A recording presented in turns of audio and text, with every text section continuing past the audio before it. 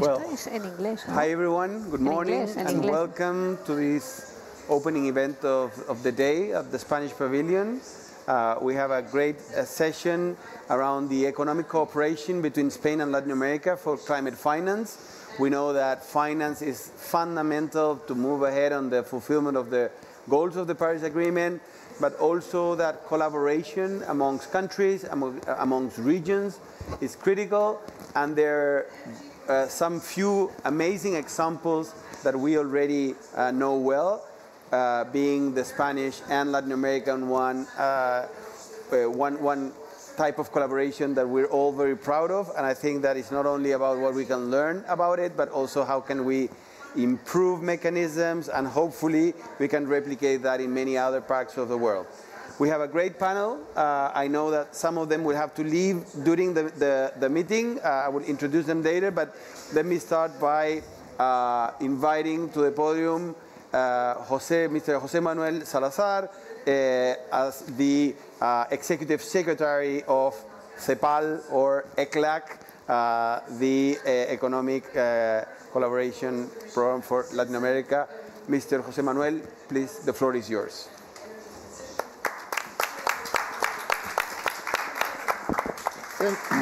Good morning. Más. Wow. Yeah. Wow. They loved it. Yeah. Thank you. Calm down. Thank you very much. We've had this trouble already in some other sessions. Really? Some competing loudspeakers, so to speak. No, thanks a lot. It's really an honor and a great pleasure to participate in this panel. I am one of the ones that unfortunately will have to leave early, so I want to salute Alicia. We're already coincided in one or two events. Mr. Ricardo Marshall, a great pleasure to meet you and to talk with you. Now, just before, Cristina Reyes, I don't think we have, no. We don't have and Elsa, great pleasure, and Gonzalo, of course, colleagues and friends. So I'm going to make a presentation. We are launching this document today and distributing. We have enough copies, I hope, for all of you. The Economics of Climate Change in Latin America and the Caribbean. So it presents the current situation of emissions in the region, the main trends and profiles, climate action commitments and estimates on investment requirements to fulfill the NDCs, the National Determined Contributions. As we know, climate change is one of the great challenges of our time. We in the Economic Commission for Latin America and the Caribbean have been analyzing the impacts in Latin America and the Caribbean and have found that the cost of inaction outweighs the cost of action, that these impacts are not, of course, linear, but they are exponential and growing, unfortunately, and that global warming will exacerbate the negative effects of extreme weather events. Climate impacts are severely affecting energy, water, and food systems, among other things, triggering all sorts of disruptions in human activities and deepening inequalities and, of course, also fueling migration. Far-reaching structural change is needed to effect the shift to carbon-neutral economies, and in view of the existing and projected level of warming, adaptation measures must be implemented without delay and will continue to be, in fact, they are going to be a growing challenge. Unfortunately, as you can see in, in that graph, all this is happening in a very bad moment for Latin America and the Caribbean. And not only a moment, in fact, it's a whole decade of very low growth. As you can see there, it presents the moving average. You see in the red lines of 7 decades of growth, and you can see that in the last decade, which is actually finishing this month from 2014 to now, the average rate of growth of Latin America has been only 0.8%, and this is much less than half the average rate of growth in the last decade of the 80s, which was at 2%. And this is very bad news because, as I'm going to show, and we have in this document, the impacts of climate change are going to affect the rate of growth in a downward direction, and also are going to affect productivity. So, in fact, our document starts by showing the connection between climate change and productivity. We estimate that by 2030, the loss of labor productivity due to heat stress could reach 10% in some countries, directly impacting the region's growth potential. And additionally, the impact of extreme events must be considered on top of this. Our latest economic study contains an estimate of the impact of temperature increases in 6 countries and concludes that it could reduce these countries' GDP by between 8 to 12% between now and 2050.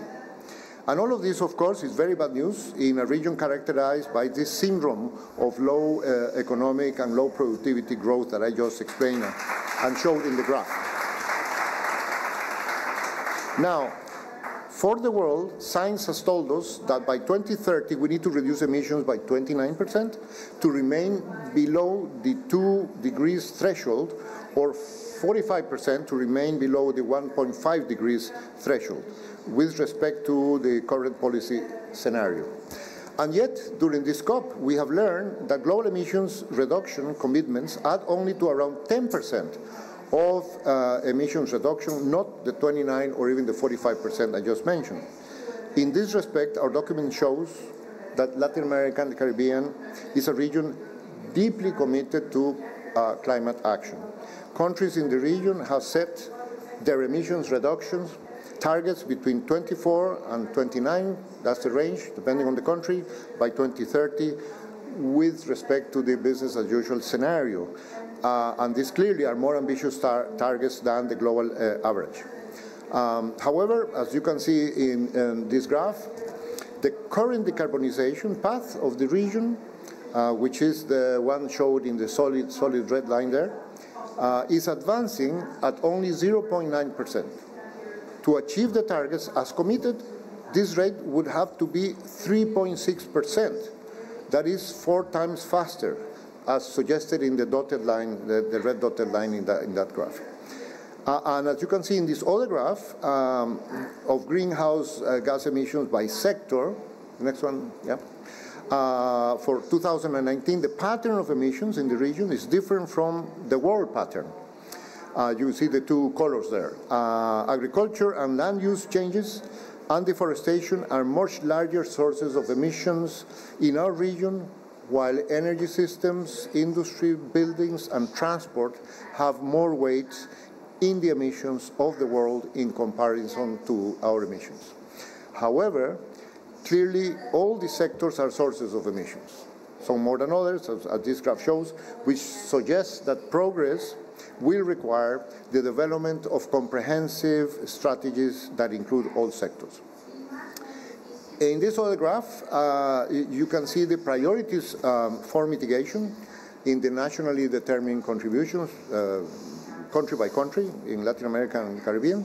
The denser columns suggest that that those are the main sectors in which, according to the mitigation strategies, there is need to mobilize more resources and investments for the required transformations.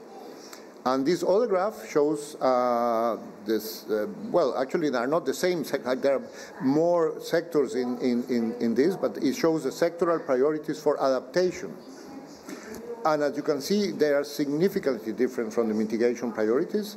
The dense sectors for adaptation priorities include, and in the order in which they appear in that table, water, agriculture, health and biodiversity, and coastal management, and you can see the rest of the sequence there. Clearly, the high vulnerability of countries in Latin America and the Caribbean makes adaptation a major and growing challenge that will need much higher mobilization of resources than currently committed. At this point, it is important to reiterate that while the transition to carbon neutral and climate resilient societies is complex and poses urgent challenge, it is also a huge opportunity for the region, because investment in climate action can yield not only environmental benefits but also economic and social benefits. I think this is in a way the new paradigm of thinking, where we still have to improve our narratives and our messages and communication and the public understanding of the problems. And this is in turn because the levels of investment and financing for mitigation and adaptation will provide a major boost to growth, to job creation and social development. A boost which is clearly most desirable in a region that, again, as I said, is in the throes of low growth low job creation, and low investment, as we saw at the beginning. This other table shows, next one, estimates of the investment needs to achieve the commitments in the nationally determined contributions of Latin America and the Caribbean for mitigation and adaptation. They are separated there in the table, as you can see, which in the aggregate, however, the bottom line, are in the range of between 3.7 are, let's say, rounding up 5% of the GDP per year until 2030. Roughly 2/3 of this corresponds to mitigation actions in energy, transportation, and deforestation, and 1/3, the other 1/3 corresponds to adaptation investments in early warning systems, poverty prevention, irrigation infrastructure, coastal protection, water and sanitation services, and biodiversity protection.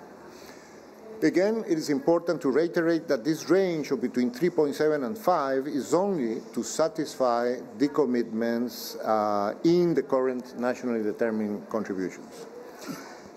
As a point of comparison, in 2020, climate financing for the region was only 0.5% of regional GDP. Therefore, closing the climate financing gap requires increasing domestic and international resource mobilization by between 7 and 10 times compared with this magnitude.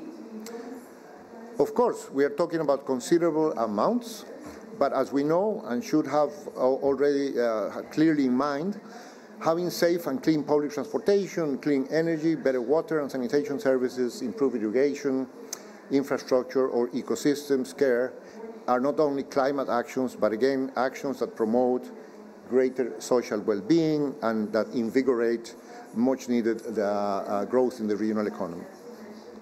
This is essential for a region that, as we have been saying, is growing. We say it's in the syndrome of very low growth for 10 years. In terms of recommendations, the last section of our document, the document also highlights the need to coordinate policies and align the financial system in order to channel investment flows towards productive activities that boost the sectors that drive the economy, with a view to achieving development that is more productive, more inclusive, more sustainable.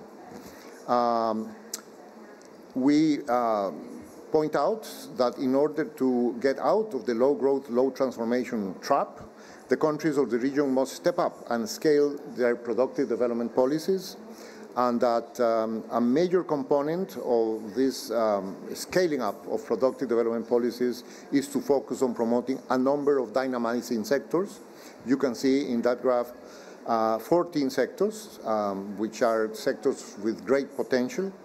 The list is only illustrative. We're not saying that this is it and the same one-size-fits-all for every country. Of course, it depends on the countries, but many of them are quite common, as you can see. But this is not a closed list, and of course, each country has to find the right areas. But the point is that this is a new type of industrial policy, if you like. It doesn't have to be industrial policy like the US is doing with very generous subsidies. There's a lot of actions that are based more on collaboration, that are not so expensive, that are productive development policies, collaboration between private sector, public sector institutions, academic sectors, all the key players, and this is crucial.